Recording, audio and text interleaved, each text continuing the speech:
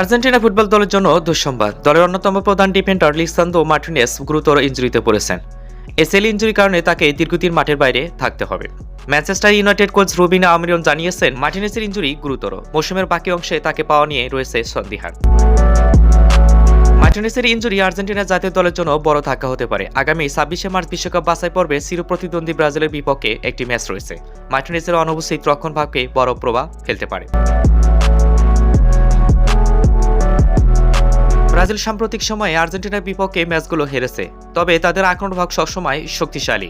দীর্ঘদিন ইনজুরি কাটিয়ে ব্রাজিল দলে ফিরেছে নেইমার দি জুনিয়র। এছাড়া ব্রাজিল দলে রয়েছে রদ্রিগো, রাফিনহা, সাবিনহা এবং ভিনিসিয়াসের মতো শক্তিশালী বিশ্বমানের আক্রমণভাগ, যা ব্রাজিল দলকে অনেক শক্তিশালী করে গড়ে তুলতে পারে। এসএল ইনজুরি একজন ফুটবলার ক্যারিয়ারের জন্য গুরুতর হতে পারে। সাধারণত পুরোপুরি সুস্থ হতে ৬ থেকে ১২ মাসের মতো সময় লাগে। এ ধরনের ইনজুরি থেকে ফিরে আসতে শারীরিক পুনর্বাসনের পাশাপাশি মানসিক দৃঢ়তারও প্রয়োজন রয়েছে।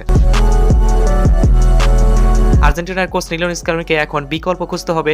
রক্ষণভাগে নিকোলাস ওতামন্দি বা জার্মান পেসারের মতো খেলোয়াড়রা মার্টিনেজের জায়গা পূরণ করতে পারে, তবে মার্টিনেজের অভাব অবশ্যই অনুভূত হয়।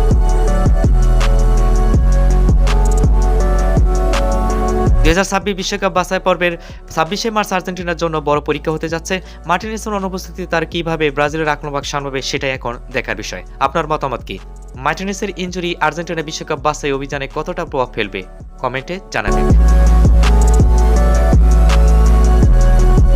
এরকম স্পোর্টস নিউজ পেতে আমাদের সাথে থাকুন, সিমির সাথে থাকুন, সিমি।